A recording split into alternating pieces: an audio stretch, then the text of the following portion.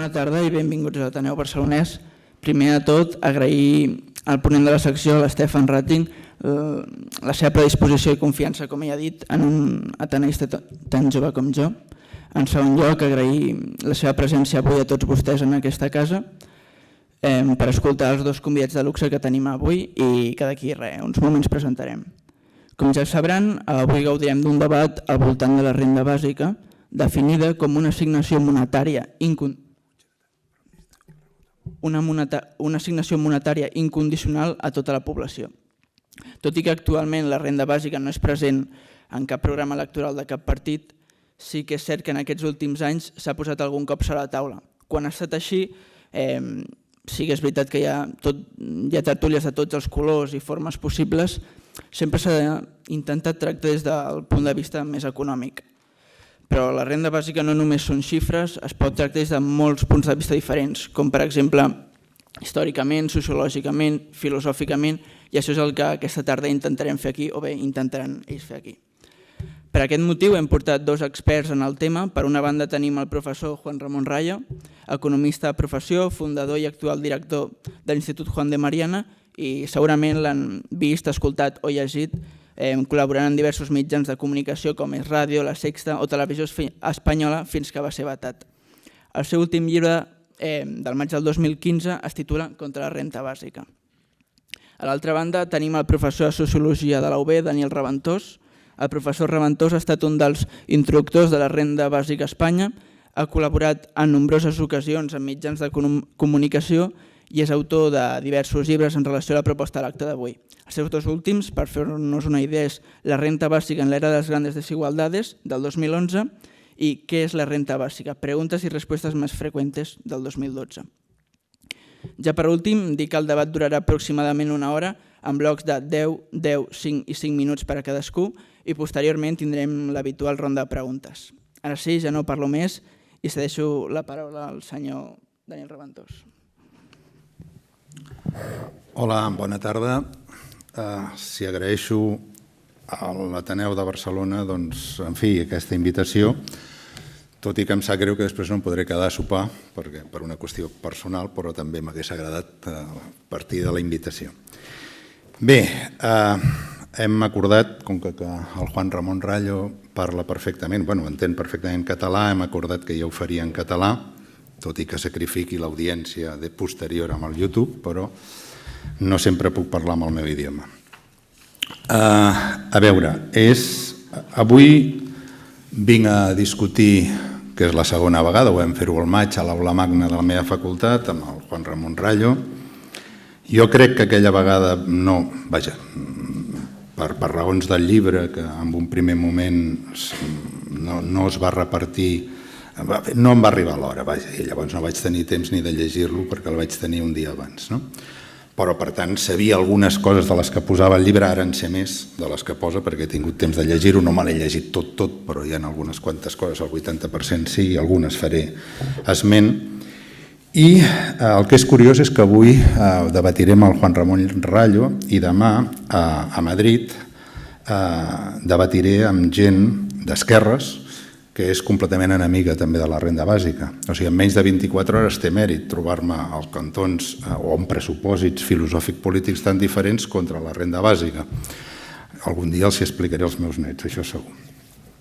A més, el primer debat va ser... Jo no tinc Twitter, però em passen a vegades alguns amics, col·legues i tal, em passen algunes coses que surten, i imaginin-se el desconcert del primer debat, almenys. No el vaig veure després, però després amb aquests twitters que m'enviaven resultava que va haver gent que es va confondre i resultava que deia, diu, que sorpresa, Daniel Raventós és més partidario de Rand, Rand és aquella novel·lista que és la de capçalera del Greenspan, més partidario que Juan Ramón Rayo. Era una confusió, perquè jo el que havia citat de l'Ayn Rand no era precisament en sentit laudatori. Però bé, avui espero que puguem discutir apel·lant a raons, segur que ens quedaran moltes coses pel mig, però he intentat inclús portar algunes coses escrites, algunes potser les citaré en castellà perquè són cites literals i val la pena almenys no perdre's amb aquestes coses. Molt bé. Ara venen eleccions i els partits s'ofereixen propostes de tot tipus i una de les confusions és que alguns utilitzen l'expressió renda bàsica per referir-se a altres coses. Així, per exemple, semblaria que Podemos defensa una renda bàsica i que el PSOE algo que se li assembla, i així ens podríem posar alguns exemples més. Esquerra Unida no, Esquerra Unida és militantment declarada contra la renda bàsica. Aleshores, la primera confusió és que defensen altres coses que ara ens ocuparan tant els que estic a favor com el que està en contra, però no una renda bàsica. Aleshores, perquè no quedi cap tipus de dubte entre vostès, quedi clar que una renda bàsica és una assignació monetària incondicional a tota la població. Incondicional vol dir, permetin-me la redundància, vol dir que no té condicions, vol dir que no exigeix cap condició, per tant, més enllà, clar, de la ciutadania i potser de la residència acreditada per la seva percepció. La rep, per tant, el ric, la rep el pobre, la rep el liberal, la rep el bolxevic, la rep la dona, l'home, l'ateu, el catòlic, la lesbiana i l'heterosexual. La rep tothom. O sigui, poso aquests exemples perquè quedi clar que la rep tothom. Com es financia és una cosa que no es pot explicar en pocs minuts. El nostre avançament de finançament a partir de quasi 2 milions d'IRPFs amb el Jordi Arcarons i el Lluís Torrents està penjat. Allò és un avançament perquè ara farem un llibre explicant molts més detalls i coses que han sortit després, però està públicament a internet, per tant, encara que segurament el Juan Ramon farà alguna referència o vostès vulguin preguntar alguna cosa, doncs m'estalviaré això perquè explicar-ho en pocs minuts és bastant complicat i sobretot que quedaria molt esquemàtic, no? Però amb aquesta breu introducció sí que m'agradaria referir-me a la fonamentació filosòfica política que defenso particularment sobre la renda bàsica. Al cap i a la fi, aquest debat s'ha titulat Renda bàsica, una proposta justa i viable? Com a pregunta, està clar, no? Per tant, efectivament, fa referència tant a l'economia, jo soc economista, encara que soc professor de sociologia, però també fa referència a la filosofia política, perquè si és justa, només ho pot dir-ho una filosofia política o algunes filosofies polítiques, no? La meva fundamentació és republicana. El que en el seu llibre del Juan Ramon Rayo, que té el bonic títol de Contra la renta bàsica, explica l'autor sobre el republicanisme algunes coses. Jo ara no entro en detall, però és una part molt petita, potser perquè, clar, és un tema que m'interessa particularment, és una part molt petita el que explica de republicanisme del que històricament ha defensat aquesta concepció. Intentaré en poques paraules fer-ho. Més que el que falta o no falta, perquè això també seria interminable, els hi explicaré la meva concepció, que és compartida, per suposat, per altres amics, companys i col·legues, especialment l'Antoni Domènech, la Maria Júlia Bertomeu, el David Casases, per cert, que em vaig assabentar, imaginin-se vostès, soc amic del David Casases fa molts anys i ahir me n'assabento que el director de l'Ateneu és el seu germà, en fi, aquestes casualitats. I també del Jordi Mundo, però no el citaré a partir d'ara més que aquest cop, precisament per evitar perdre temps. Dic que els explicaré la meva concepció i així no perdem temps. Històricament han existit dues formes de republicanisme, el que és el republicanisme oligàrquic i el republicanisme democràtic. Quan dic històricament m'estic referint a més de 2.300 anys, com crec que tindré ocasió de parlar-ne més d'un cop. Tots dos han compartit la mateixa concepció de la llibertat. La concepció de la llibertat republicana és molt robusta. Potser quan dic robusta és, ja sé que aquí hi haurà discrepància, però és molt més forta que la concepció liberal. La concepció liberal de la llibertat és molt pobra, al meu entendre. Per què dic que comparteixen tant l'oligàrquic com el democràtic la mateixa concepció de la llibertat? La concepció de la llibertat que comparteixen és la mateixa, l'únic que passa és que l'oligàrquic, perquè com a totes les bones cases hi ha el millor i el pitjor en el republicanisme, doncs l'oligàrquic considera que només han de ser lliures els rics i el democràtic que la llibertat ha de ser extesa al conjunt de la població.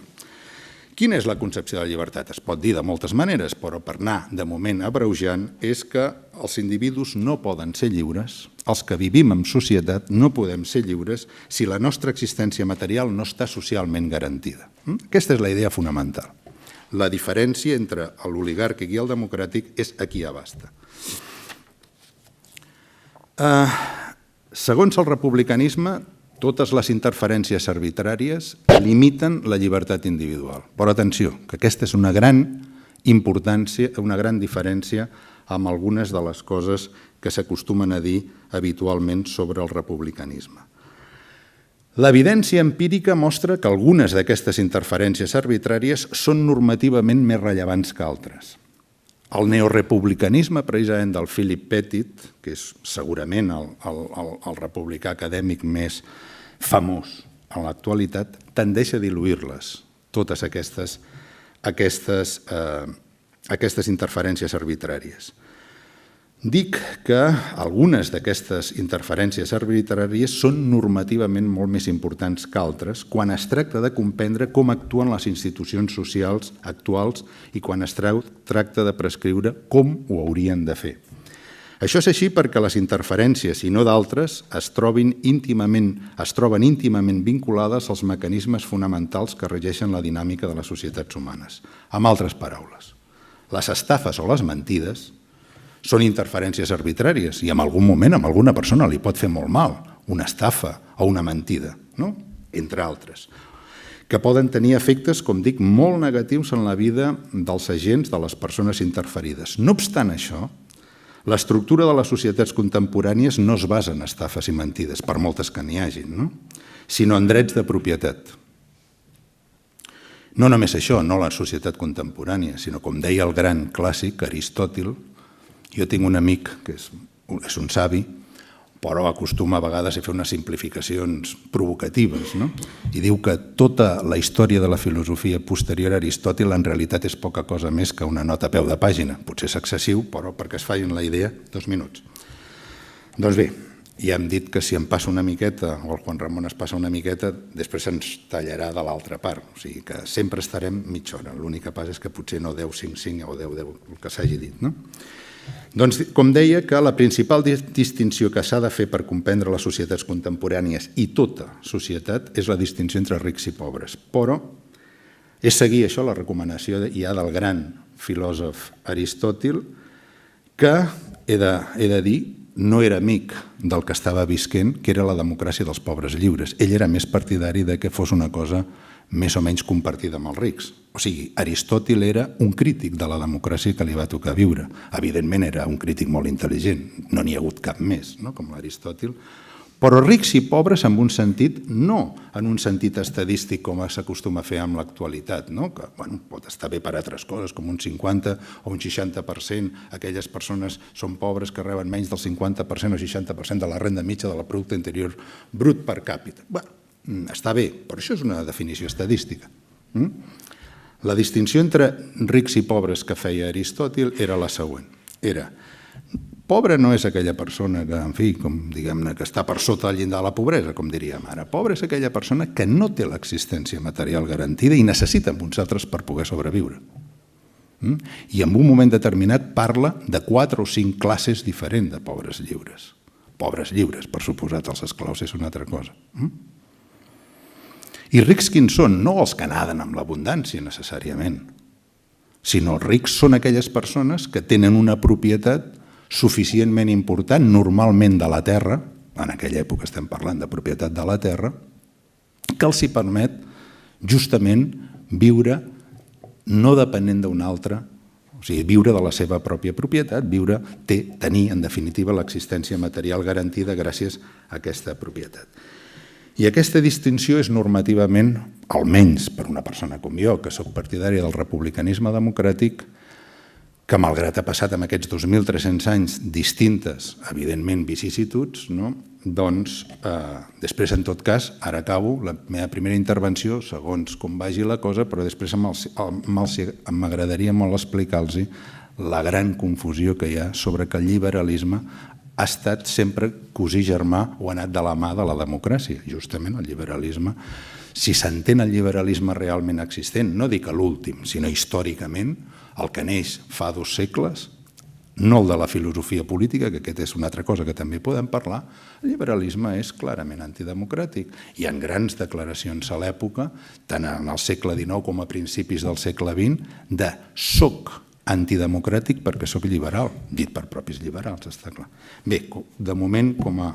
bé, i perdonin, només acabo amb això, clar, perquè si no, no s'entén què està dient aquest home i hem de parlar de la renda bàsica. Clar, la conclusió d'aquesta introducció és que, per mi, i per altres companys i companyes, la renda bàsica és la millor manera, al meu entendre, en l'any 2015, donada les economies que estem visquent, de concretar l'existència material de tota la població, condició per la llibertat de totes les persones que conformen justament aquesta població.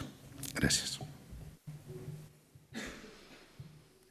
Muy bien, muchas gracias. Yo hablaré en castellano, sobre todo porque se graba en YouTube y sí que espero que se difunda tanto como sea posible, aunque claro, veo perfecto que el profesor Raventós quiera hablar en catalán, faltaba más. Bueno, idealmente estaría bien que nos entendieran a los dos, pero bueno, yo creo que incluso podemos optar a subtitularlo para los que no hablen catalán. Yo voy a defender la posición liberal. La posición liberal creo que la resume muy bien el título del libro, que es contra la renta básica. El liberalismo, en esencia, está contra la renta básica. ¿Y por qué está el liberalismo contra la renta básica?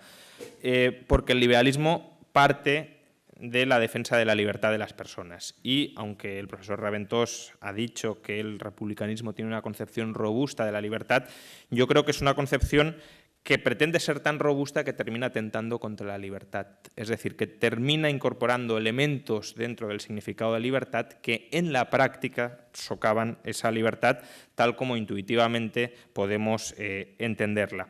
Entonces, si reconocemos un igual derecho a todas las personas a ser libres, es decir, a tratar de realizar su proyecto vital, a tratar de salir adelante y a no someterse a los planes vitales de otras personas, es decir, si reconocemos que todas las personas tienen derecho a promover su particular concepción de bien personal y de bien común en sociedad y a que no les impongan concepciones opuestas, adversas, de bien particular y de bien común que no comparten, habrá que reconocer una esfera de actuación personal para las personas, ese es su derecho de libertad, y ese derecho de libertad necesariamente tiene que extenderse sobre un entorno que es material y que es físico, es un entorno donde interactuamos con objetos físicos inanimados y con otras personas.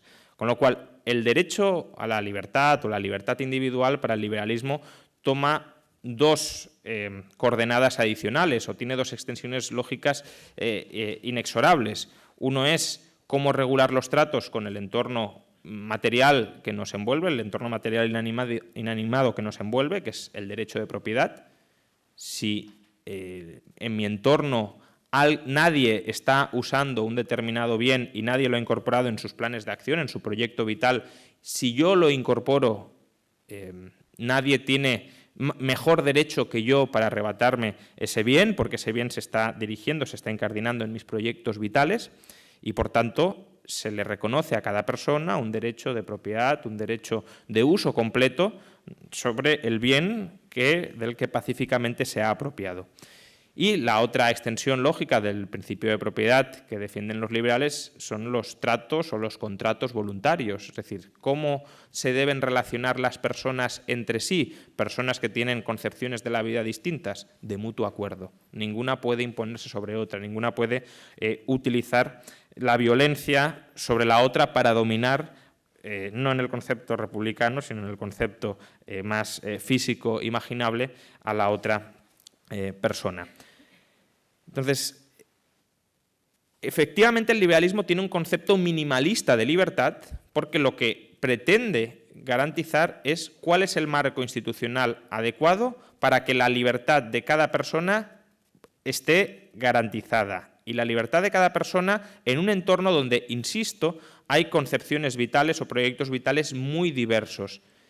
Cuanto más incrementemos el concepto que queramos garantizar de instituciones sociales o de concepción compartida o no compartida de bien común, eso significará que, si por ejemplo queremos incorporar muchas más cosas a la definición de libertad de las que he comentado, que otras personas tienen que someterse a mi concepción personal de la libertad o del bien común.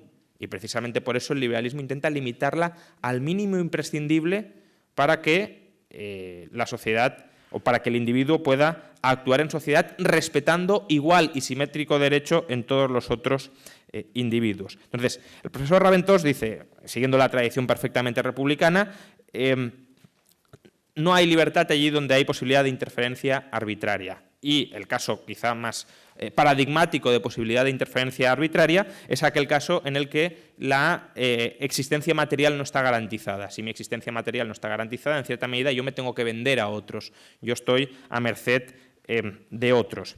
El problema es que ¿qué entendemos por garantizada? La existencia material no la tiene garantizada nadie, nunca. Entre otras cosas porque todos vamos a morir, al menos de momento, hasta que no encuentren una cura contra esa terrible enfermedad que es el envejecimiento. Y además, cualquiera de nosotros ahora podría atentar contra cualquier otro. Por tanto, la existencia material no la tenemos garantizada en ningún momento. Si queremos entender por garantizada que hay una cierta previsibilidad de que tendré ingresos materiales, ingresos monetarios suficientes para comprar los bienes que yo necesito, eso es una concepción muy materialista o muy economicista de lo que es la garantía de la subsistencia. La subsistencia es mucho más que recibir una renta monetaria. Una persona, de hecho, incluso puede ser abocado, y eso sería otra forma de dominación que habría que considerar dentro del republicanismo, puede ser abocado, puede ser impulsado al suicidio por el hecho de no recibir el afecto de la persona amada. De hecho, la historia está lleno de ejemplos notables al respecto. ¿Cómo garantiza el republicanismo esa existencia material, afectivamente material, suficiente para una persona? ¿Simplemente dándole una renta básica? ¿O es que estamos diciendo que para el republicanismo solo algunas formas o algunas vías, algunas expresiones de la existencia material garantizada son relevantes? ¿Por qué los fines o por qué la categoría moral de la persona que es abocada al suicidio por ser rechazada por otra persona nos parece menos importante que la persona que tiene unos ingresos bajos y que consideramos indignos? ¿Por qué hay que asegurar los derechos, especialmente de una persona, por encima de los de la otra? La respuesta, imagino que será porque para garantizarle a la persona que ve sus expectativas afectivas no realizadas y que es abocada por ello al suicidio, habría que violar la libertad de otra persona que no quiere estar con ella. Y consideramos injusto que se pueda obligar a otra persona a estar con quien no quiere estar. Pero ¿por qué consideramos esa agresión a la libertad de la persona amada que no quiere estar con el otro más importante, la libertad de esa persona, que la libertad de otra persona que está siendo esclavizada tributariamente para costearle, para pagarle la renta básica a otra persona? ¿Por qué quitarle una parte de su propiedad que integra una parte de su proyecto vital, que puede ser incluso más importante que la realización afectiva de la otra? Eso no lo consideramos un atentado intolerable contra la libertad y, en cambio, obligar a una persona a habitar con otra a la que no quiere sí. Los dos son ejemplos de vulneración de la libertad de las personas. Y, de hecho, el republicanismo en parte está aceptando que tener unos ciertos ingresos financieros es suficientemente importante como para instituir una violencia, un sistema de violencia generalizado, un sistema de coacción generalizado como es la renta básica. Si tener ingresos, o si los ingresos materiales, económicamente materiales, son tan relevantes como para instituir una renta básica, ¿por qué no los consideramos suficientemente cruciales para proteger a los individuos de los impuestos necesarios para financiar esa renta básica? Entonces, la existencia no está garantizada desde muchos puntos de vista. Lo mismo un médico, si no quiere atender a otra persona, tampoco está garantizada la persona que no es atendida por el médico. ¿Tendríamos derecho a obligar al médico a atender a esa persona en contra de su voluntad? ¿Por qué eso lo consideramos un mayor atentado a la libertad que quitarle una parte del sueldo de ese médico por el cual hemos obligado al médico a trabajar durante unas horas que no querría haber trabajado? Y ya para terminar este bloque, la idea de de que la sociedad se divide en dos clases, ricos y pobres, siendo los ricos los que tienen propiedades. A mí no me gusta la expresión de que somos propietarios de nuestro propio cuerpo. No me gusta porque creo que no es una descripción del todo exacta de la realidad. Pero lo que no podemos obviar es que en la medida en que se nos reconoce el derecho de libertad y en la medida en que se nos reconoce el derecho a ser soberanos de nosotros mismos, se nos reconoce una esfera muy amplia de actuación para cooperar con otras personas. Y por tanto, una persona sin propiedades materiales sigue teniendo la capacidad para generar riqueza dentro de un marco de cooperación social y económica como es un mercado. Es decir, sigue siendo una persona capaz de generar ingresos para sí mismo. Y por tanto no hay ningún motivo, dado que esa persona tiene la capacidad para ello, de cooperando con otra gente generar riqueza para o ingresos para su propio sustento, no hay ninguna justificación para obligar a otras personas a que sin cooperar con ella, sin que los dos salgan mutuamente beneficiados de un trato voluntario, se le tengan que transferir recursos generados por la segunda persona a la primera. Uno podría entender, o podría llegar a entender, y ese sería otro tema de discusión, qué pasa con aquellas personas que no tienen ninguna posibilidad de cooperar en sociedad. Y podríamos discutir ese tema. Pero que las personas que tienen posibilidad de cooperar en sociedad y de generar riqueza en sociedad cooperando voluntariamente con otras tengan derecho a percibir una renta básica, es decir, que algunas personas tengan la obligación incondicional a pagar una renta básica a algunas personas, es esclavitud financiera.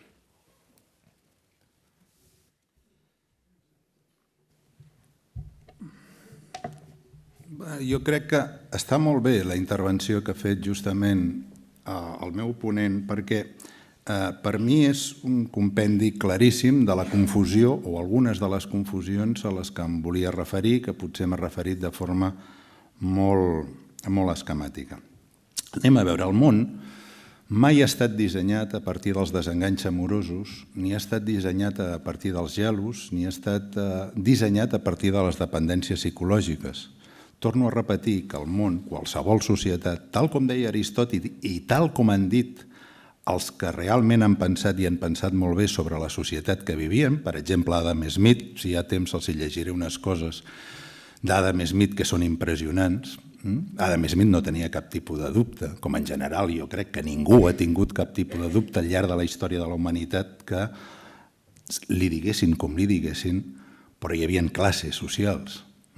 Jo crec, per exemple, per tant, per suposat que una persona que enganya amb una altra pot portar-la al suïcidi i tal, però el disseny institucional que s'ha fet al llarg de la nostra història potser s'hagués pogut fer d'una altra manera, però el que s'ha fet és a partir de la propietat privada. Aquest és el disseny institucional. I per això Aristòtil deia, per entendre qualsevol societat, què vol dir? Que no hi ha altres coses. Que, per exemple, la gent que és homosexual a determinats països no pot pagar-ho fins i tot amb la seva vida, perquè està prohibida, per suposat. Moltes dones no són apallissades i mortes a casa seva per gelos o vagi vostè a dir el què, per violència de gènere, per suposat. Si quan nosaltres estem dient als republicans partidaris de la renda bàsica que tothom rebi una assignació monetària, evidentment no li estem dient. I de passada això farà que vostè tingui una psicologia a prova de bomba. No, el que estem dient és socialment, amb el disseny que tenim actualment, la condició perquè vostè tingui llibertat és que tothom tingui l'existència material garantida. I aquesta és una forma de la renda bàsica. El meu oponent acostuma a utilitzar unes paraules molt emocionals i molt poc racionals. Que la renda bàsica és just que a la gent se l'expropiï, que se li ataqui la llibertat per... Anem a veure què vol dir tot això. Justament la definició que fa el Juan Ramón Rayo en el llibre contra la renta bàsica del liberalisme, i si m'equivoco, que aquí està ell, pot dir el que sigui, és llibertat, o sigui, que forma part de llibertat, contractes i propietat. Un republicà, en principi, no té cap tipus de problema amb aquesta definició. És que els republicans no estem a favor d'un contracte just, per suposat. És que no estem d'acord amb la llibertat. Bàsicament, el republicanisme sempre s'ha definit amb la lluita contra la tirania. És que no estem d'acord amb la propietat. Clar que estem d'acord amb la propietat. però no a canvi de qualsevol cosa, o no de qualsevol propietat, no de qualsevol contracte. Realment, a algú se li pot pensar que un contracte que fa un treballador, un xaval de 18-19 anys, amb les condicions que imposen institucionals en un moment determinat, amb una multinacional, és un contracte entre iguals? Clar, diu l'autor del llibre Contra la renta bàsica, el professor Rallo, diu, bueno, però és que també som lliures no quan necessàriament podem escollir entre dues opcions, una bona i una dolenta. També som lliures quan podem escollir tres condicions dolentes com la caca, la porqueria i què sé jo, i la deixalla, no? Aquesta, insisteixo, és una concepció que un liberal pot acceptar, per un republicà. Per què ha d'acceptar que les persones, i moltes, tinguin aquesta circumstància? Crec que es pot entendre bastant bé, crec fer justícia, si cito literalment, que per entendre la clau, o una de les claus, crec, del llibre, contra la renda bàsica, és el següent. A la pàgina 399, ho he llegit en PDF, però suposo que deu ser la 399, diu, cito textualment, conviene recordar que salvo supuestas de mala suerte excepcional, la persona que depende de la caridad dentro de una sociedad libre lo hace como consecuencia de su propia irresponsabilidad individual o social. Son aquellas personas que no han ahorrado, que no han contratado seguros, que han roto sus lazos familiares o que no han buscado integrarse en una mutualidad. Això els fracassats socials. Y segueix més endavant. Y personas que han vivido sus vidas sin asumir cargas individuales y sociales que sí han asumido otras personas con un comportamiento más responsable y prudente. Personas que han consumido la totalidad de sus ingresos y que han mantenido un comportamiento manifiestamente antisocial frente a su familia o frente a su comunidad. Solución. No, això fins aquí era cita. Solución.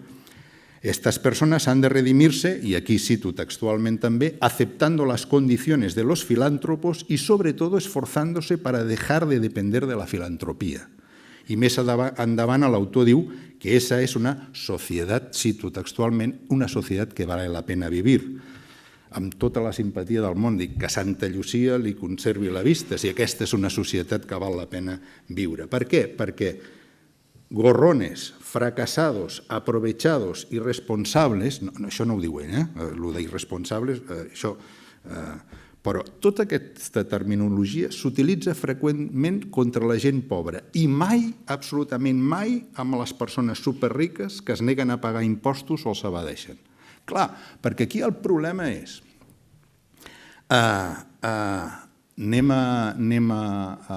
com deia ell, anem a expropiar a gent perquè puguin tothom tenir la renda bàsica. Home, realment estem parlant d'una cosa que és una broma.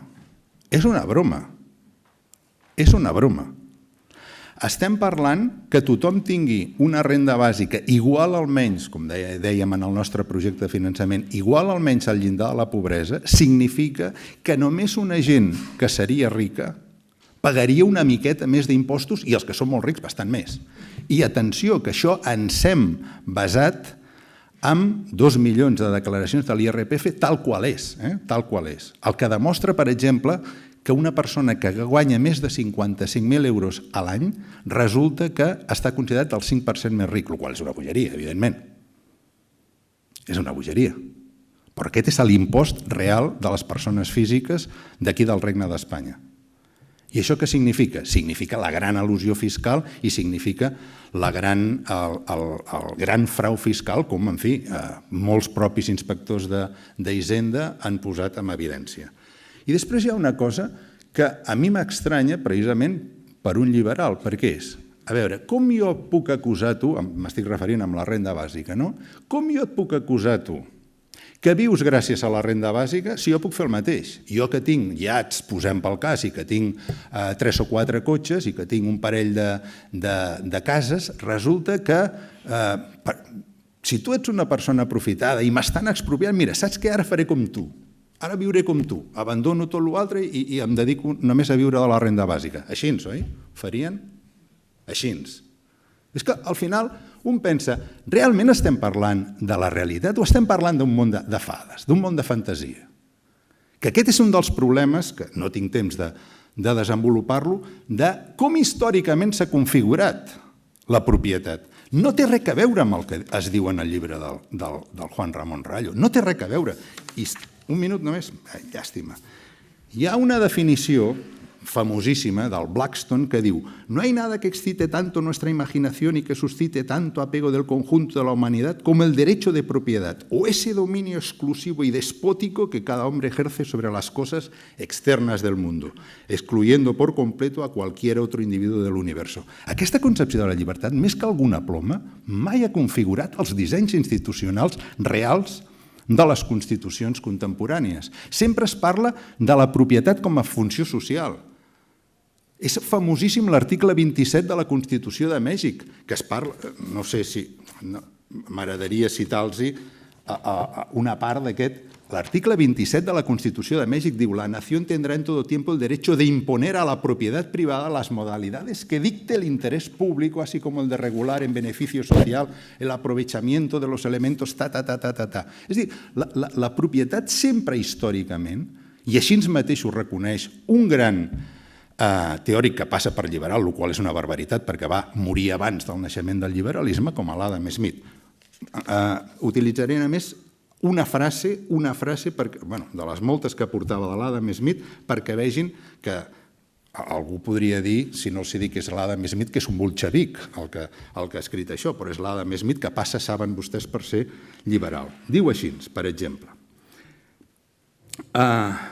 además de los malos efectos que el monopolio causa en el cuerpo general de la sociedad, produce otro que es acaso más fatal. El beneficio exorbitante destruye aquella parsimonia que en otras circunstancias es una de las características del comerciante.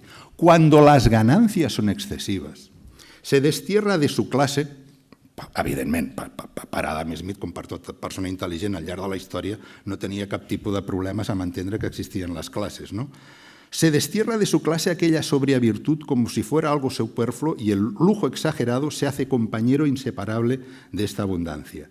Y es que el monopolio, al elevar los beneficios por encima del nivel natural, es una contribución absurda a los ciudadanos. Diu més coses i diu: ese orden de proposición, més endavant, diu: de este modo, toda proposición de una nueva ley o de un reglamento de comercio que proceda de esta clase de personas deberá analizarse siempre con la mayor desconfianza y nunca deberá adoptarse como no sea después de un largo y minucioso examen, llevado a cabo con la atención más escrupulosa a la par que desconfiada. Y diu, ese orden de proposiciones proviene de una clase de gentes cuyos intereses no suelen coincidir exactamente con los de la comunidad. Antes, al contrario, más bien tienden a deslumbrarla y a oprimirla, riquesa de les nacions.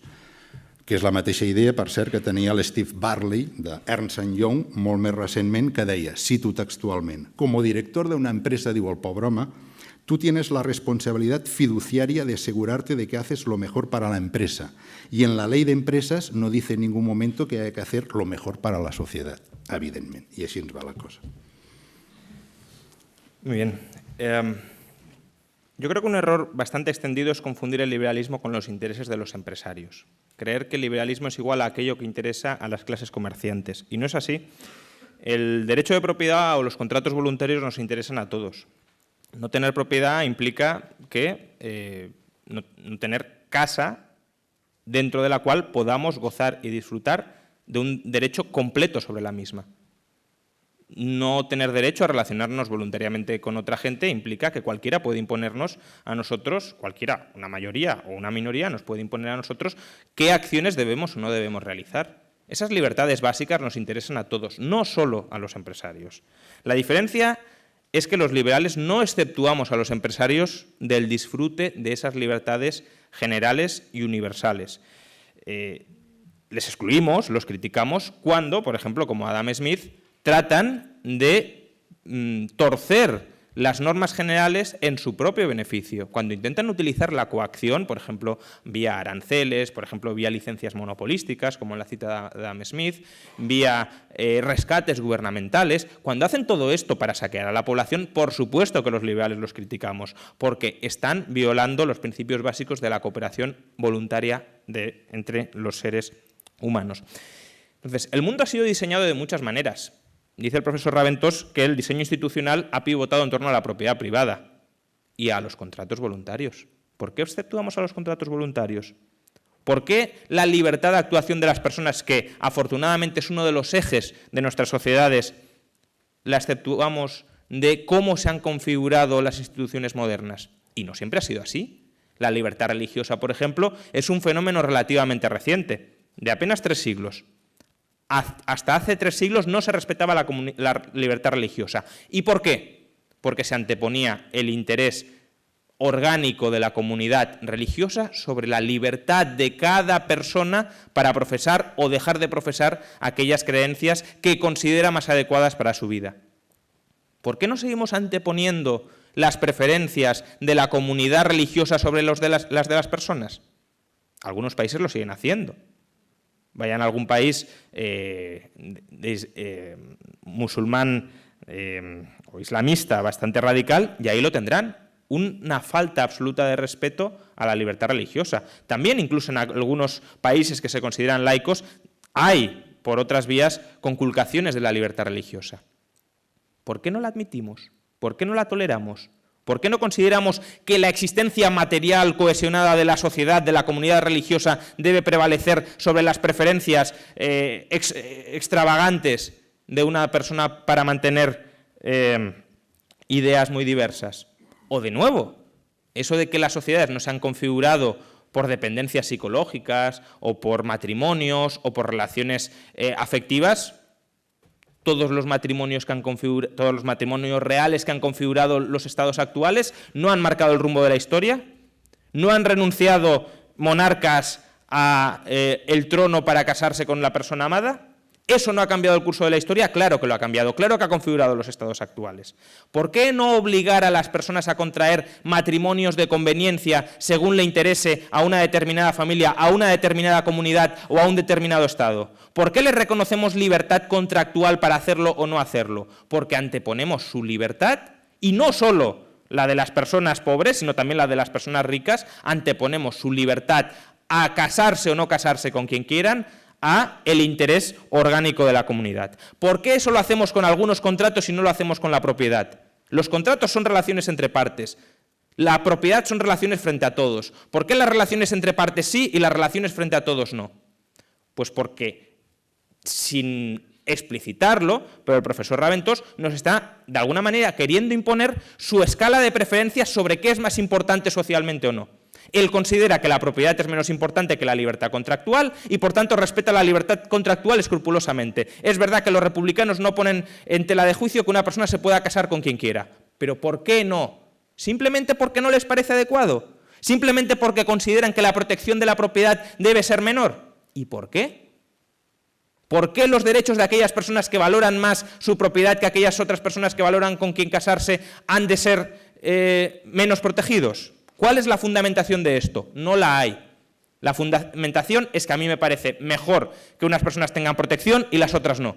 Y el liberalismo dice toda protección por igual. Simetría de derechos, no asimetría de derechos. En cuanto a la cita del libro sobre fracasados, gorrones, irresponsables, me criticaba el profesor Raventós por utilizar un lenguaje muy emocional, pero en su réplica o en el uso de sus palabras tildando a ciertas personas de fracasados o gorrones, que yo no hago en el libro, pues no utiliza un lenguaje menos emocional. El fracaso en una sociedad libre no es igual a morir de hambre. Precisamente porque podemos fracasar y todos fracasamos todos los días en múltiples cosas, debemos ser lo suficientemente responsables para cubrirnos frente al fracaso. Pero sí es una actitud muy irresponsable ir por la vida sin ningún tipo de previsión sobre si vas a fracasar o no vas a fracasar, trasladándole el fruto, las consecuencias de tus errores a los demás. Imaginad que todos dijéramos, no hace falta que ninguno ahorremos, no hace falta que nos preocupemos por la pensión, no hace falta que dispongamos nada de cara al futuro, porque los demás ya nos cubrirán. Eso lo que supone es que los demás tienen que cargar con el fruto de nuestra irresponsabilidad. Por eso hablo de irresponsabilidad. No porque considere que quien se equivoca es un irresponsable, ni mucho menos, sino porque quien se equivoca sin tomar las medidas para no hacer que los demás le tengan que mantener sin que los demás le quieran mantener, desde luego está traspasándoles a los demás las consecuencias de una actuación que no son las suyas. Y obviamente libertad implica responsabilidad, implica yo puedo hacer lo que quiera siempre que asuma las consecuencias de lo que hago. Si yo le puedo traspasar a otros las consecuencias de lo que hago, estoy externalizando ya no costes, sino económicamente costes, pero vitalmente estoy externalizando mis errores, estoy externalizando mis equivocaciones, estoy externalizando mis agujeros. ¿Por qué los demás, que sí han actuado responsablemente para no traspasarles a los demás sus agujeros o sus errores, han de asumir los errores ajenos que no quieren asumir? ¿Por qué yo me tengo que subordinar al plan vital de otra persona que no ha tomado las precauciones adecuadas para que yo no tenga que subsanar sus errores? Entonces, el profesor Raventós simplemente al final ha dicho, bueno, yo lo único que pido es que las personas que cobran una renta básica hagan exactamente lo mismo que hacen los capitalistas. Los capitalistas no trabajan y viven de rentas. Pero existe una diferencia crucial entre un caso y otro. El capitalista que vive de rentas y sin privilegios estatales, que es la cuestión clave, vive de rentas porque, primero, ha ahorrado parte de su renta. Esa parte de su renta la ha destinado a una inversión. Inversión por la que asume riesgo de perder su patrimonio. Si no existe riesgo, cualquier persona que tenga el más mínimo ahorro que se ponga a invertir. Puede invertir en cualquier empresa en bolsa desde pocos céntimos. Puede incluso invertir en startups, en empresas que están naciendo por pocos céntimos de euro. ¿Por qué no lo hace? Porque implica riesgo de perder su capital. Y es muy legítimo que la gente no quiera arriesgarse a perder su capital. Pero obviamente lo que no es legítimo es yo no me arriesgo a perder mi capital y cuando alguien se arriesga a perder el suyo y no lo pierde y le sale bien, yo me quedo con parte de su éxito. Si yo no asumo el riesgo a la baja, tampoco debo quedarme con el éxito al alza. Y en tercer lugar, el capitalista también está seleccionando proyectos continuamente cambiantes para satisfacer las necesidades ajenas, porque el fruto de su ganancia son los beneficios que obtiene al vender productos que adquieren los demás, productos que por tanto satisfacen las necesidades de los demás. La renta básica no. La renta básica se cobra y ¿de dónde procede los ingresos para pagarla? Procede de arrebatarle a quienes generan riqueza, incluyendo los trabajadores. La propuesta que ha mencionado el profesor Raventós, lo podemos tratar luego, pero no es una propuesta realista por un motivo básico. No tienen en cuenta cuánto se van a reducir las bases imponibles en caso, es decir, cuánto va a dejar de trabajar la gente, cuánto capital va a salir de España, en caso de que los tipos nominales se eleven al 49,5% del IRPF como ellos proponen. ¿La cantidad de declarantes y la cantidad de monto declarado sería la misma al 49,5% de tipo nominal único que ahora? Me parece bastante dudoso. Y en tal caso, lo que tendremos es que sí, las clases medias van a pagar más. Pero la clave es que no debemos defender o no defender la renta básica en función de si a mí me va a salir netamente a pagar o a cobrar. Eso es torcer los principios jurídicos en mi propio beneficio. Eso es considerar al resto de personas un instrumento para la satisfacción de mis fines. La renta básica no es buena si a mí me sale a recibir y es mala si a mí me sale a pagar. Esa no es una manera de fundamentar las bases de la convivencia de una sociedad, porque todo el mundo queremos imponerle a todo el mundo nuestro proyecto de vida. Y por eso, al principio, he defendido unas bases de convivencia donde nadie le imponga nada a nadie, donde se permita la coexistencia pacífica de las personas, donde cada cual tenga el derecho a perseguir su propio proyecto vital, respetando por igual el proyecto vital de los demás. Y para eso, la renta básica es un obstáculo, porque la renta básica implica que Si yo tengo una obligación incondicional a pagarle a otro una renta básica, u otro tiene una obligación incondicional a pagarme a mí una renta básica, mi proyecto vital, en tanto en cuanto se lo tengo que pagar a él, está subordinado al suyo. El suyo prevalece sobre el mío. Y perfectamente podría prevalecer el suyo sobre el mío, pero siempre que yo consienta. No sin que yo consienta. Porque si yo no consiento, en definitiva lo que tenemos es una apropiación de mi tiempo, de mis proyectos de vida. Me están quitando tiempo a mí para dárselo a otra persona. Y eso se llaman trabajos forzados.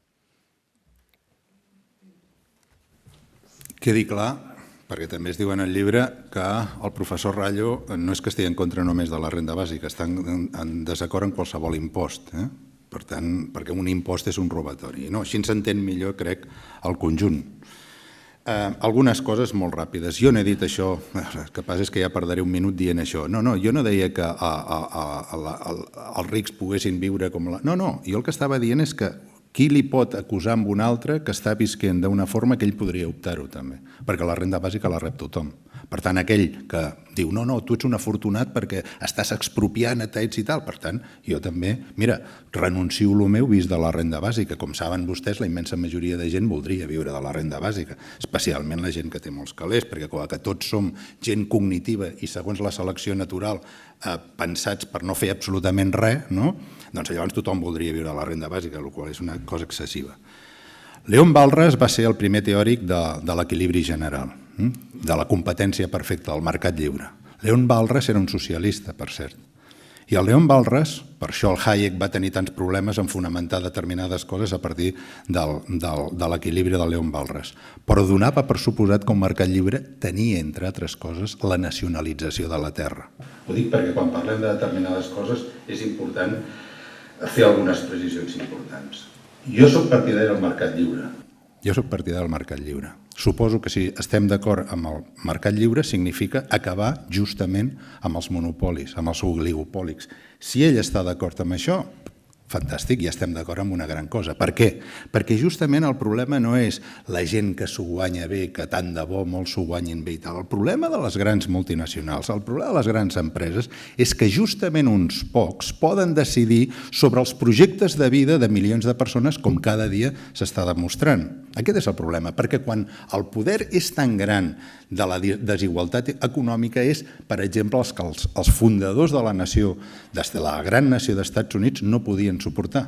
Sabien que si hi haurien grans fortunes s'acabaria la democràcia. Per això un jutge, Brandeis, un jutge del Tribunal Suprem d'Estats Units, per tant no era un bolxevic, a principis del segle XX va dir justament això. Es pot tenir riqueses i es pot tenir democràcia, però no es poden tenir les dues coses. Fa l'efecte que això resumeix molt bé part del que jo vull dir o part del republicanisme. Es parla a vegades de que la gent es mereix les coses perquè per això el mercat fa que hi hagi aquesta distribució. No, el mercat no. Tot mercat està políticament i jurídicament intervingut d'una o altra forma. El problema, com diuen molts economistes, no és si uns són més partidaris d'intervenció que altres, sinó en benefici d'aquí. Sempre està intervingut. Per exemple, què és un mercat? Un mercat que faci perfectament legal, que el John Paulson, que tothom sap que és un especulador impressionant, guanya o va guanyar un any igual a 80.000 infermeres del seu propi país. Llavors, què passa? Que 80.000 infermeres del seu propi país estan creant menys valor afegit que un especulador com el John Paulson, perquè era una cosa legal. Aquest ho estava fent legalment. Clar, aleshores, el problema és justament què cal fer. Amb una circumstància. Jo hi estic d'acord, jo mercat lliure, però mercat lliure significa moltes coses. Significa que s'han acabat els oligopolis, significa que s'han acabat els monopolis. Vinga, som-hi, jo m'hi apunto. Una coseta... També m'agradaria dir, no puc dir-ho, perquè no em puc quedar després al sopar, perquè si no m'agradaria discutir-ho directament amb ell. Però en el llibre hi ha una part dedicada al feixisme. El del feixisme ja m'ha resultat, vaig tenir-me que agafar una aspirina i tal, perquè el del feixisme jo vaig trobar-ho simplement, fantasies pures. Llavors, justament el feixisme, és interessant veure les grans connexions que té amb el liberalisme. Sembla com si el feixisme fos una cosa diferent, una tercera via. Una frase de Hayek.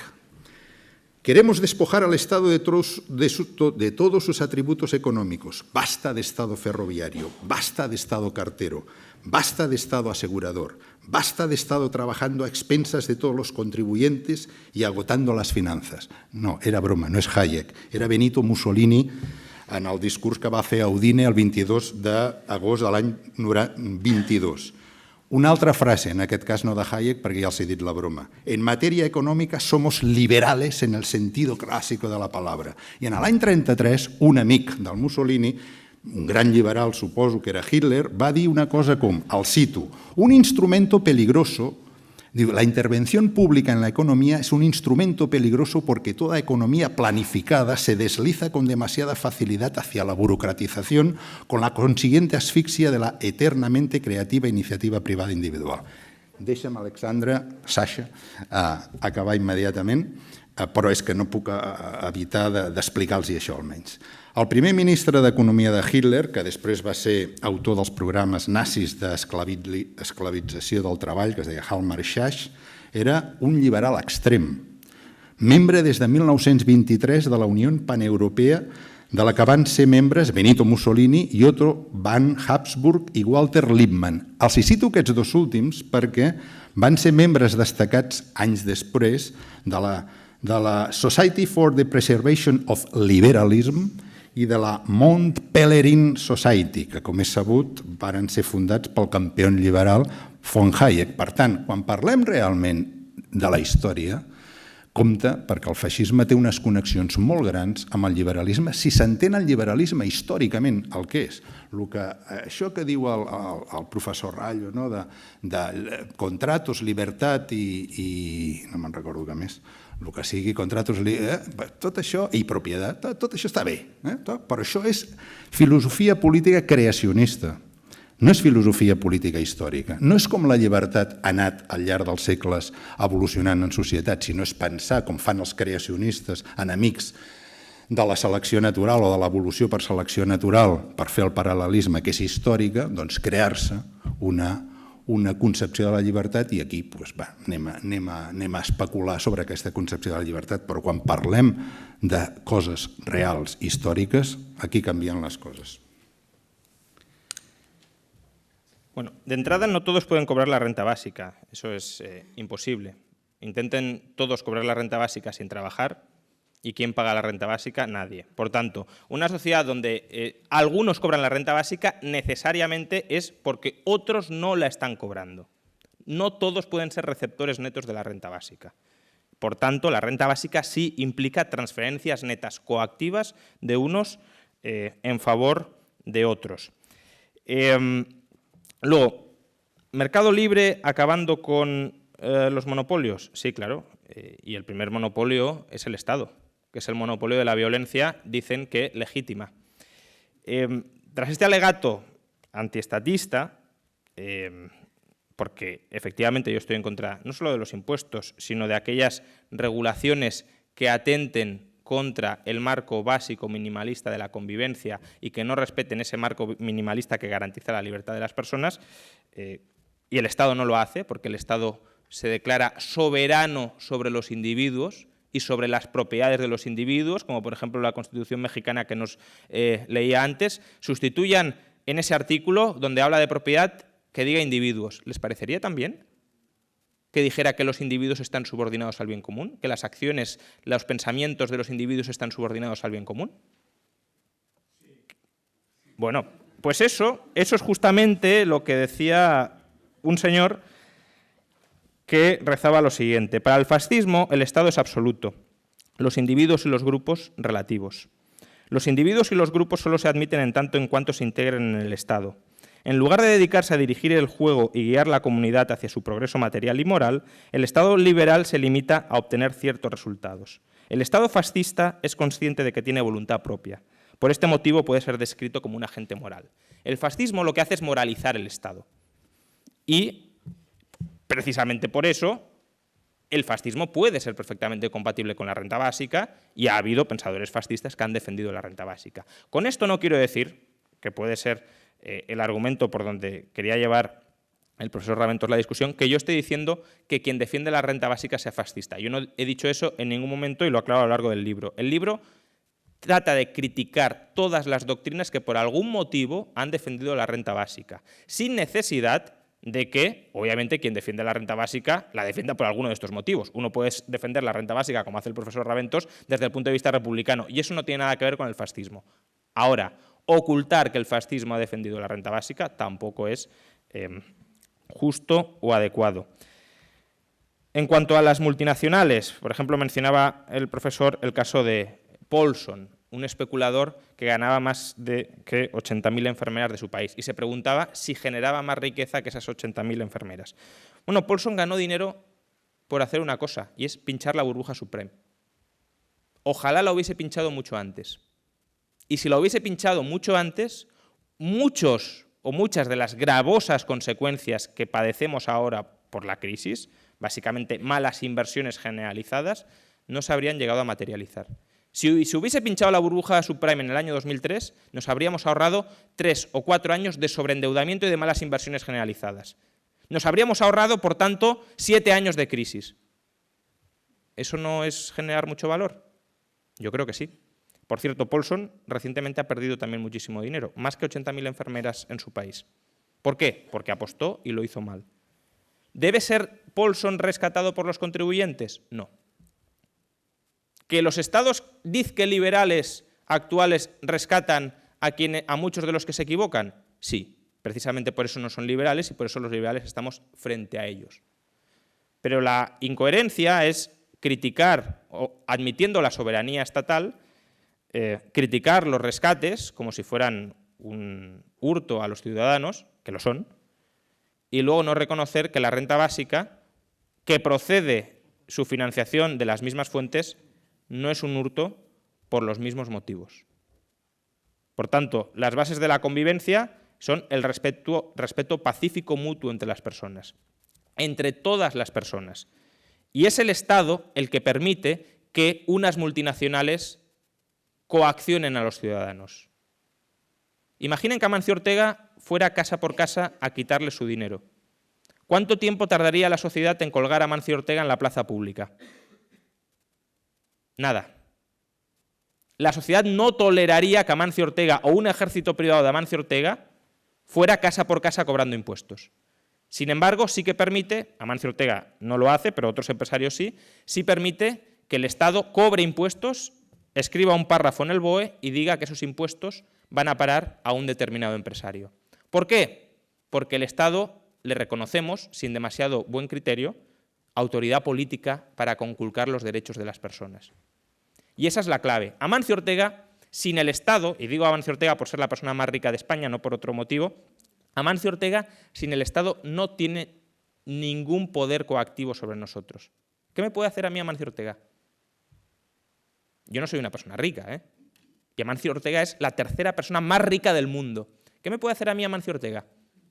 Puede contratar a un ejército de matones. ¿Cuánto duraría en una sociedad Amancio Ortega contratando un ejército de matones sin que la sociedad se rebelara con justicia contra él? Muy poco. Ahora, si el Estado me impone pagar unos tributos para que los cobre Amancio Ortega y yo no los pago, el Estado sí que es capaz de mandarme a la cárcel con la aquiescencia, con el consentimiento del conjunto de la sociedad. Por tanto, al Estado sí le reconocemos la capacidad para comportarse de tal manera que si se comportara otra persona de esa manera, llamaríamos a la policía.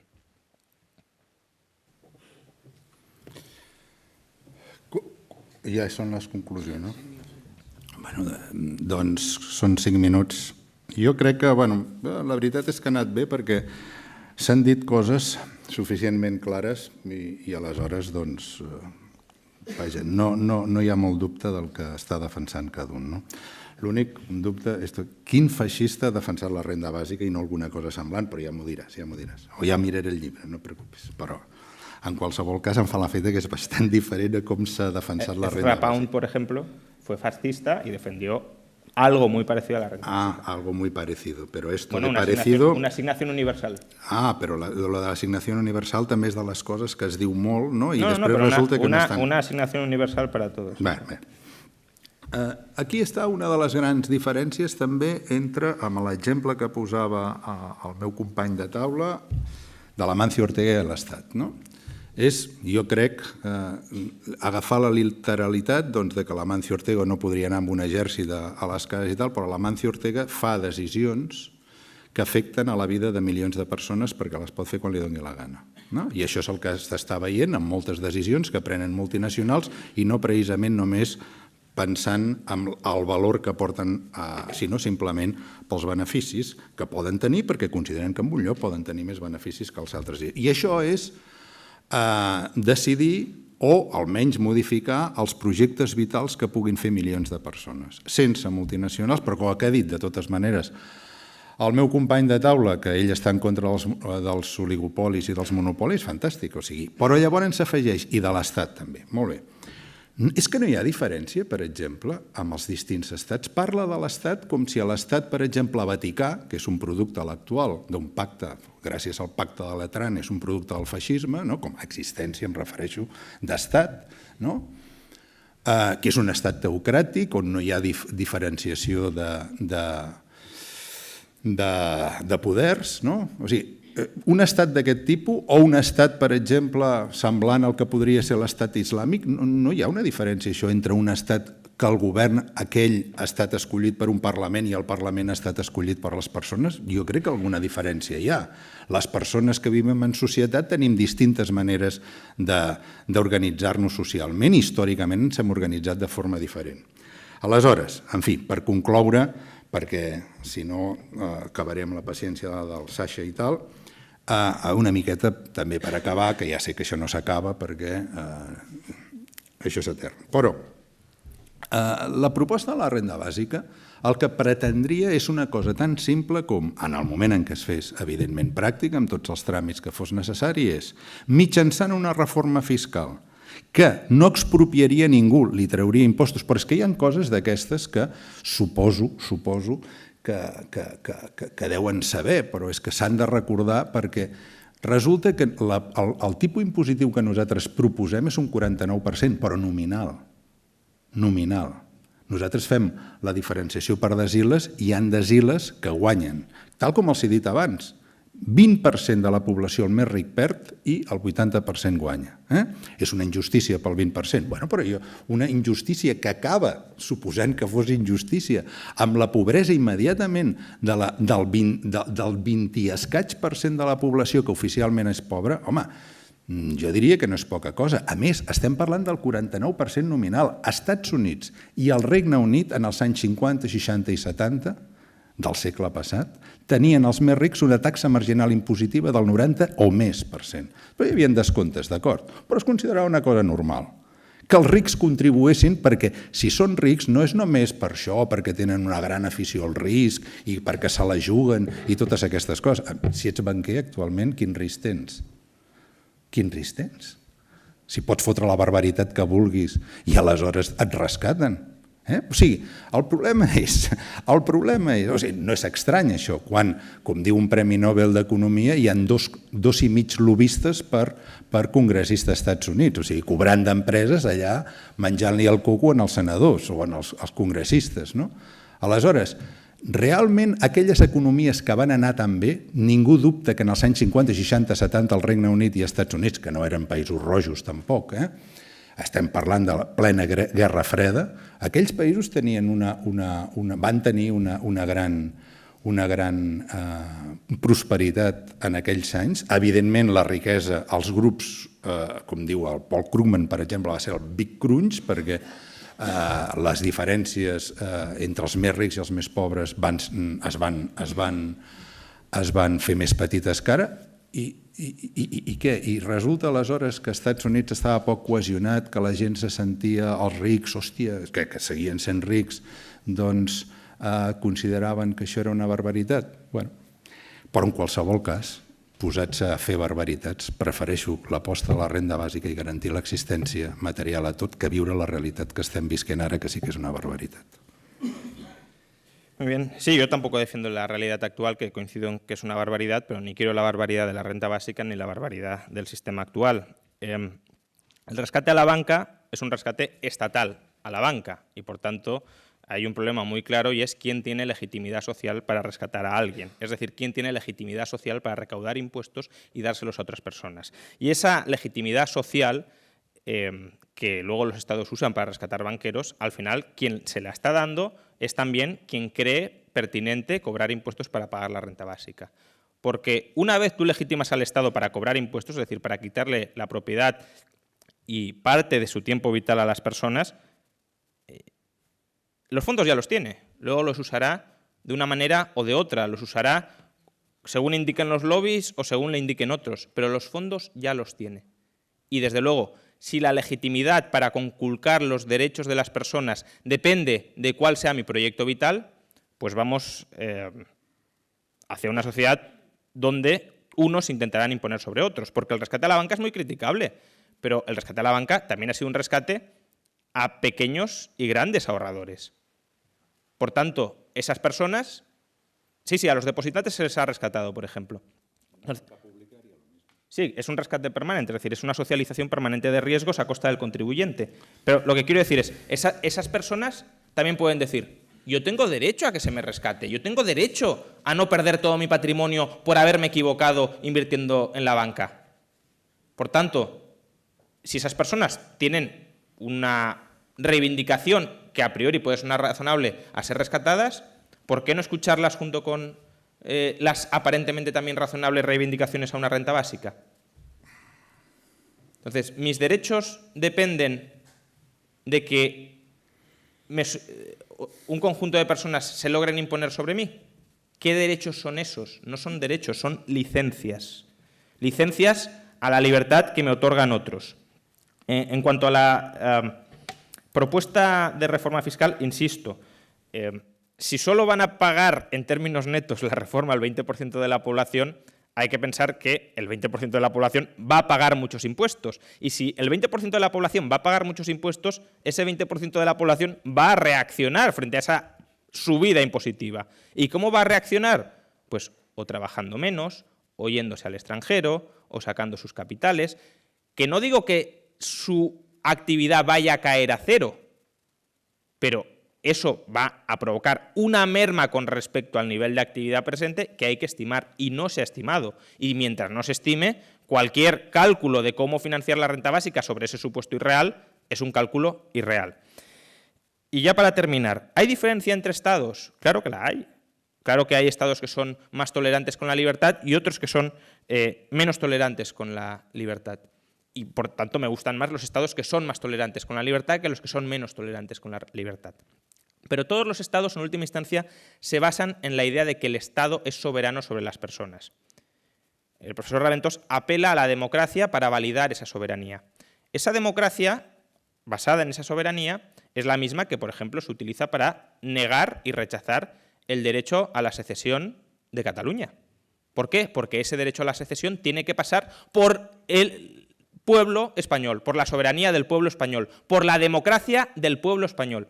Y si el conjunto de España, a excepción de Cataluña, no quiere que Cataluña se independice, según esta teoría de servidumbre democrática, es decir, de que las personas no tienen derecho al margen de lo que tolere la mayoría, Cataluña no podría independizarse, porque tiene que subordinarse a la soberanía del pueblo en su conjunto. Ahora, cuando empezamos a reconocer que quien es soberano no es el pueblo, sino las personas, es decir, cuando empezamos a reconocer que los derechos son de las personas, la siguiente pregunta es ¿por qué un conjunto de catalanes que se quieran secesionar del Estado español no pueden asociarse en una forma política independiente de la misma?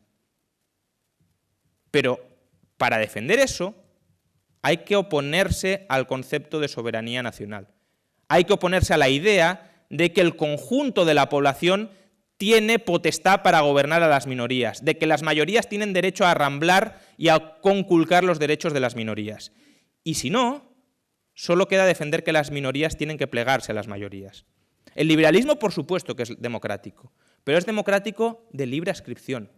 Lo que no acepta el liberalismo, lo que no tolera el liberalismo, es que a mí me incluyan en un grupo al que yo no he querido formar parte y que, por tanto, las decisiones de la mayoría de ese grupo al que yo no me he querido integrar conculquen mis libertades.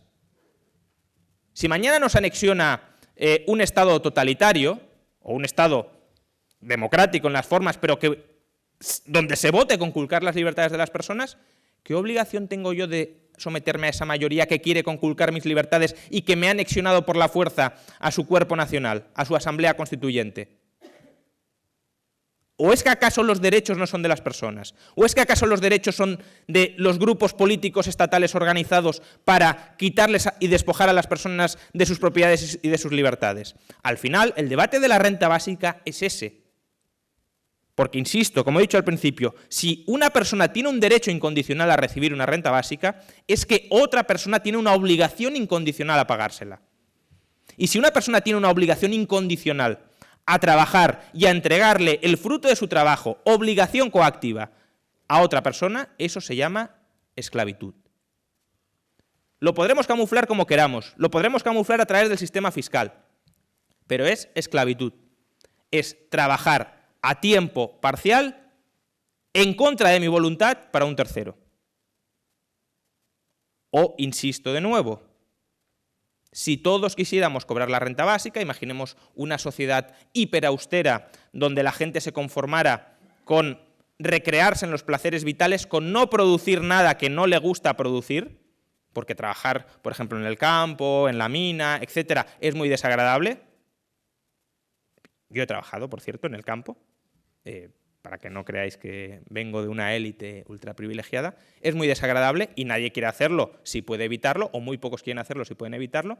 ¿Quién produciría todos esos bienes que sí queremos comprar si todos nos dedicamos, por ejemplo, a la reflexión intelectual, que es algo tan sumamente legítimo y agradable como es a lo que me dedico yo? Si una sociedad compuesta por este tipo de personas, que existen y podrían ser mayoritarios, ¿con qué se pagaría la renta básica? ¿De dónde se extraerían los recursos para financiar esa renta básica? Si yo tengo derecho a cobrarla, será que otro tiene la obligación de pagarla. Y si otro no tiene la obligación de pagarla, si otro no está obligado a trabajar para pagármela, entonces es que no existe tal derecho a la renta bàsica. Gràcies. Molt bé, doncs ara tenim 15 minuts per la ronda de preguntes. Per tant, si comencem des del final a la dreta i cap a l'esquerra i anem baixant i en fem diverses seguides, doncs agilitzarem el procés millor. Me gustaría preguntar al señor Raventós, tal como ha comentado que en los años 50, 60 y 70 en el Reino Unido a los ricos se les cogía el 90% de los impuestos y ha dicho usted que era normal, por normal se tendrá que entender que es democrático cuando yo no lo creo. Con Margaret Thatcher, gracias a Dios, eso se quitó y se cambió que Reino Unido fuese el enfermo de Europa, bajando impuestos, claramente. Y con esto le quiero preguntar, con lo último que ha hecho el señor Juan Ramón Rayo, porque me gustaría que contestase, ¿qué pasaría si al final sube usted los impuestos a ese 20% para conseguir costear esa renta básica y estos ricos cada vez son menos ricos, pues porque ven que todos sus ingresos se están yendo y decidirían irse a otros países? Entonces, cuando estas personas se vayan, cuando estos ingresos desaparezcan, cuando cada vez suban más los impuestos para intentar recaudar el mismo nivel de renta básica, ¿qué haría usted? ¿Cuál sería su decisión para conseguir costear este nivel básico que usted dice que es el mínimo democrático para que todo el mundo pueda vivir? Hola, bona tarda. Jo tenia una pregunta pel senyor Raventós. Jo soc partidari del repartiment de la riquesa. Ara bé, el que no tinc tan clar és el tema de la renda bàsica com a eina, no? Perquè tu deies al principi la definició aquesta d'Aristòteles de que qualsevol persona que hagi de dependre d'un altre per mantenir el seu nivell de vida és pobre. Clar, si ho he entès bé, però la pregunta seria, no estaríem, per tant, no continuaríem sent pobres amb la renda bàsica perquè en comptes de dependre d'altres persones estaríem depenent de l'Estat? I fins a quin punt, i a mi aquesta és la part de que la renda bàsica no m'acaba d'encaixar com a eina, en tant que li estem donant un poder de control social a l'Estat molt gran. Jo a vegades, per ficar un exemple, el que passa a Andalusia amb el tema de les peonades, fins a quin punt crear un sistema de fer dependre la subsistència de tanta gent o les seves condicions socials d'algú que controla i regula l'Estat pot ajudar a millorar les seves condicions materials, però al mateix temps estem donant-li molt poder a l'Estat. I per tant, no sé fins a quin punt considero que s'ha d'apujar el repartiment de la riquesa, però mesures com pujar el salari mínim podrien ser igualment beneficioses i no concedir aquest poder a l'Estat. Gràcies. Hola, buenas tardes. Yo tengo una pregunta para el profesor Rayo y es sobre las rentas mínimas de inserción, que prácticamente no la habéis tratado hoy, y era para saber cómo justificaría su existencia, si crees que estaría justificada, ya que entiendo que aunque te opones a una renta básica general para todos los ciudadanos, hay casos en los que sí que se necesita unos ciertos recursos para poder subsistir y que la libertad al final pueda ser efectiva hasta cierto punto. Y si estarías a favor de la renta mínima de inserción y por qué. Hola, buenas. Para el profesor Rayo quería preguntar si, deduzco que no concibe la libertad como la fusión entre libertad positiva y libertad negativa, que la considera como algo monista negativa.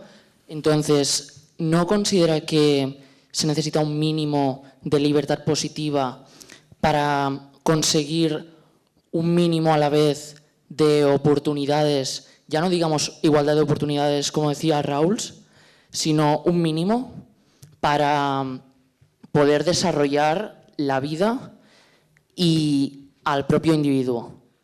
Y si me permiten otra pregunta para el professor Reventós, no creu que utilitzar la renda bàsica és, vull dir, el terme aquest de li traurem diners al 20% més ric per millorar el 80%, no creu que és un càlcul certament utilitarista i que pot afectar negativament al concepte de distribució de la riquesa? Sí, hola, buenas. Sí, para los dos profesores. ¿No consideran que el ejemplo histórico más bestia que en la Inglaterra del tipo impositivo del 90 y pico fue la URSS, que unos hacían que trabajaban y otros hacían que cobraban, y así acabó? Sí, yo tengo una pregunta para el señor Rayo. Usted es contrario a la renta básica. ¿Por qué, a pesar de haber más de 35.000 niños que mueren de hambre cada día en el mundo, usted es contrario a garantizarles su existencia material, como le haría una renta básica, por ejemplo? Vale, a ver, por tocar temas. Lo del 90% de impuestos. El 90% era el tipo marginal, no el tipo medio. Aquí estamos hablando de un tipo medio nominal, es verdad, único nominal, del 49,5% o 49%, que para el 20% que más pagaría se aproxima mucho al tipo medio que pagaría. Y el 90% no lo pagaba absolutamente nadie, no solo porque había bonificaciones y deducciones dentro del impuesto, sino porque todo el mundo tributaba a través de sociedades. Por tanto, ese tipo nominal no era en absoluto efectivo, pero es que además, si miramos el medio, quedaba por debajo del 40%. Por tanto, aunque se suele mencionar mucho el tipo marginal máximo del 90%, no era relevante. Luego, sobre la URSS, la URSS no se articulaba a través de impuestos, sino que directamente el fruto de tu trabajo era propiedad del Estado. Y el Estado lo distribuía como él creía conveniente.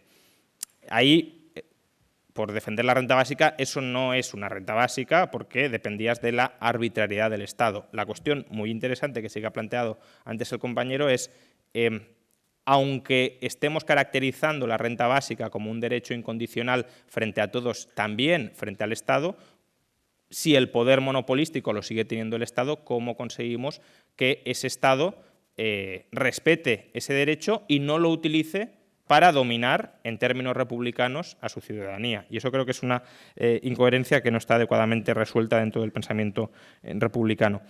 Luego, libertad positiva, libertad negativa. Yo defiendo las dos libertades. Lo que pasa que para que haya libertad positiva y para maximizar la libertad positiva necesitas un escrupuloso respeto de la libertad negativa.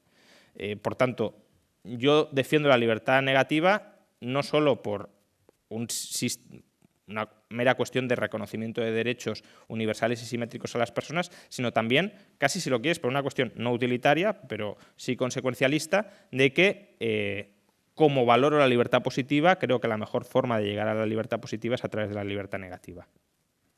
Cargándote la libertad negativa o sometiendo la libertad negativa a la arbitrariedad del poder político, destruyes la libertad positiva. de unos en favor de la de otros. Bien, pero la destruyes en términos generales e imparciales. Sobre la renta mínima, yo efectivamente defiendo las rentas mínimas de inserción, básicamente porque si fundamento el igual derecho de todas las personas a desarrollar sus proyectos vitales en eso, en la capacidad de agencia para desarrollar los proyectos vitales, obviamente para ello el ser humano tiene que estar vivo. Por tanto, uno de los motivos que me lleva a valorar la libertad, o el motivo principal que me lleva a valorar la libertad, que es la capacidad de agencia, es coherente, creo, con el liberalismo, aunque esto es un tema disputado, pero es coherente, creo, con el liberalismo defender la preservación de esa capacidad de agencia. Ahora bien, no es una preservación ni incondicional ni sin consecuencias. Es decir, una cosa es preservar la capacidad de agencia y otra preservarla sin indemnizar a aquel que te está ayudando a preservarla o preservarla frente a cualquier tipo de contingencia, frente a cualquier tipo de condicionamiento exterior. Porque si adoptamos una concepción expansiva de la preservación de la capacidad de agencia, lo que estamos haciendo es sometiendo la capacidad de agencia de otros a la de los unos. Y por último, ¿por qué no defiendo la renta básica cuando hay 35.000 niños al día que mueren de hambre? Para que no haya 70.000. La renta básica lo que provoca es un empobrecimiento generalizado de la sociedad. ¿Por qué provoca un empobrecimiento generalizado de la sociedad? Primero, ¿qué renta básica crees que hoy se podría pagar a escala mundial? Es decir, ¿cuánto crees que se podría pagar internacionalmente por renta básica? Es decir, la renta per cápita mundial, si hoy todo el mundo cobrara exactamente lo mismo, está en torno a $11.000. Eso es un tercio prácticamente de la renta per cápita española. Ahí, es decir, en la renta per cápita española, que es el triple de eso, están incluidos los servicios sanitarios que recibimos, los servicios educativos que recibimos, la vivienda de la que disfrutamos o el alquiler del que disfrutamos, etc. No es 11.000 euros de renta disponible teniendo todo lo demás pagado, es pagando todo eso. Por tanto, a menos que estemos dispuestos a aceptar brutales recortes en sanidad, brutales recortes en educación, brutales recortes en infraestructuras, brutales recortes... La renta per cápita mundial son 11.000 euros. Es decir, si todo el mundo tuviese exactamente la misma cantidad de renta, tendría cada cual 11.000 euros. No, más que eso no puedes redistribuir. No puedes lograr hoy, con lo que se produce en el mundo, que la gente tenga 20.000 euros, porque no lo hay. Y no puedes redistribuir lo que no existe. Entonces, como yo creo que eso es una miseria, y es una miseria, no defiendo la redistribución de esa miseria, defiendo la creación de riqueza. Y para crear riqueza hay que abrir los mercados y hay que respetar los derechos y las libertades de las personas.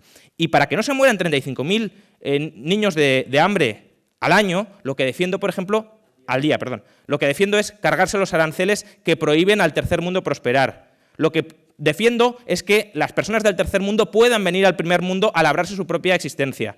¿Pero por qué se pueden labrar aquí su propia existencia? Porque tenemos un sistema donde se defienden las libertades de las personas y la propiedad de la persona, a pesar de todo el acoso a la que lo somete el Estado.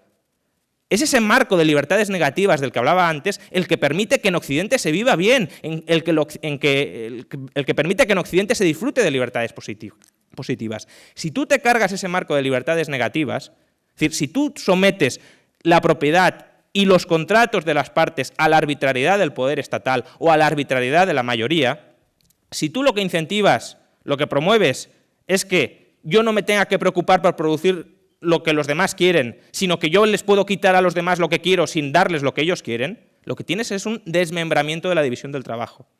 Sí, la gente se dedicaría a algo, porque la gente se quiere dedicar a algo, por supuesto, pero ¿a qué se dedicaría? ¿A lo que los demás necesitan o a lo que esa persona quiere? Si a mí me garantizan la subsistencia quitándoles la propiedad a los demás, ¿por qué tengo que producir lo que los demás quieren? ¿Por qué no puedo producir yo lo que quiero? ¿Por qué no podemos dedicarnos todos, si todos queremos dedicarnos a la vida recreativa, por qué no podemos dedicarnos todos, como defendía Van Paguís, a hacer surf en Malibú? Porque si todos nos dedicamos a hacer surf en Malibú, bueno, playas hay muchas en el mundo, no tiene por eso solo en Malibú. ¿Con qué se paga la renta básica? ¿Con qué bienes reales se paga la renta básica? Si todos tuviéramos preferencia por surfear en Malibú o por actividades no productivas de bienes y servicios que luego valoramos, ¿con qué pagamos la renta básica? Pues eso, no 35.000 niños se morirían de hambre al día, sino el doble o el triple. Bé, doncs a veure, molt ràpid, fins aquí més o menys era un debat seriós i tal, però això del repartiment de tot el producte interior brut i la renda bàsica, això no hi ha ningú que ho proposi. A més, quan estem parlant i estem fent propostes de renda bàsica, sempre estem fent propostes molt finançades i per país. No és el mateix una renda bàsica que s'hauria de rebre a Timor Oriental, que també vam fer un projecte que a Suècia, però bé, això és elemental i ja està. A veure, hi ha molt ràpidament i telegràficament, a les preguntes, algunes de les preguntes que s'han fet. Pot afectar la distribució de la riquesa? Era una de les preguntes, no hi ha cap tipus de dubte que afecta la distribució de la riquesa una renda bàsica. Sobre el que s'ha dit de la URSS, no hi ha cap tipus de dubte, la URSS va ser un autèntic museu dels horrors, i, a més, Stalin i els seus successors van fer més mal al comunisme que qualsevol teòric del capitalisme. Això no hi ha cap tipus de dubtes.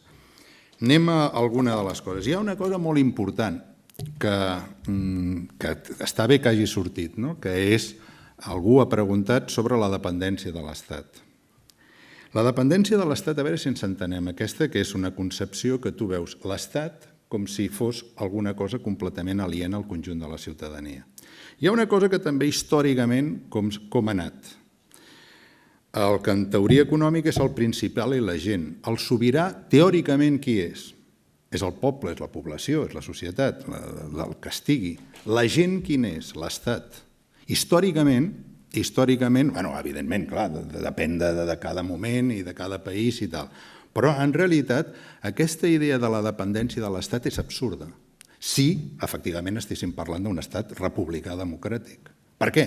Perquè l'Estat està administrant unes coses que, com a gent, que tu ets el principal i li dones.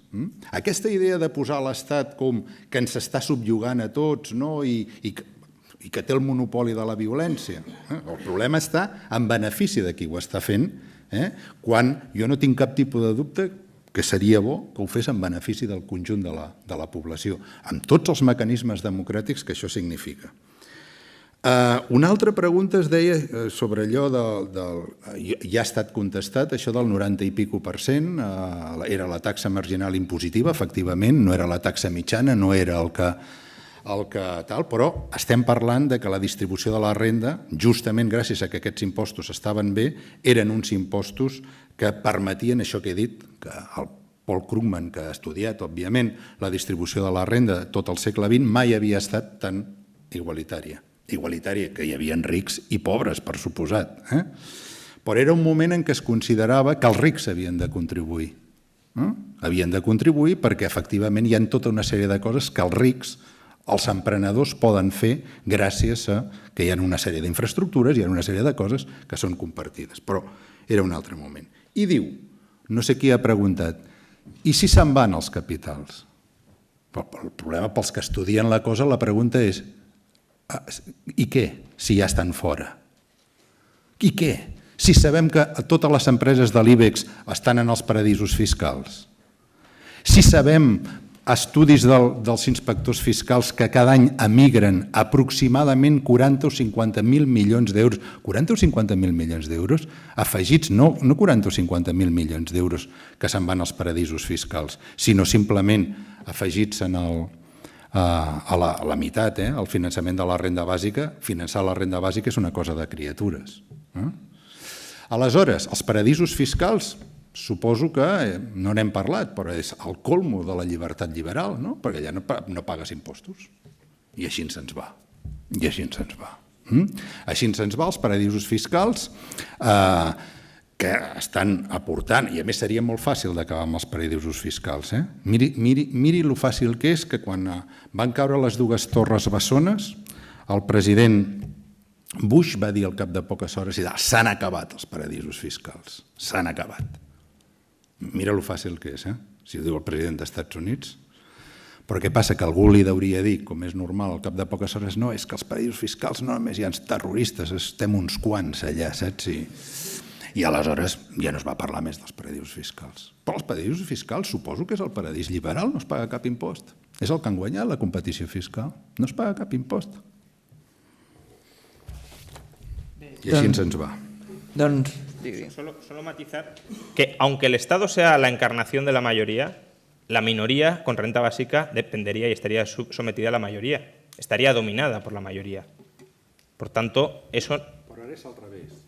La qual cosa té la seva gràcia. Es que yo tampoco defiendo la situación Almenys, actual. mira, per una vegada... La situación actual efectivamente es una donde, como el Estado tiene mucho poder, los lobbies parasitan el Estado y nos parasitan a todos a través del Estado con una fiscalidad y con unas regulaciones absolutamente asfixiantes. Pero yo ni defiendo que la minoría domine a la mayoría ni que la mayoría domine a la minoría. Y la renta básica es una forma en la que una parte de la población domina a la otra a través del Estado.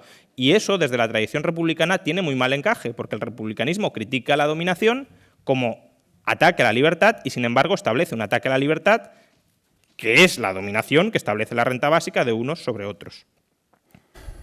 Per agrair aquest fantàstic debat, si us plau, un aplaudiment pels dos convidats.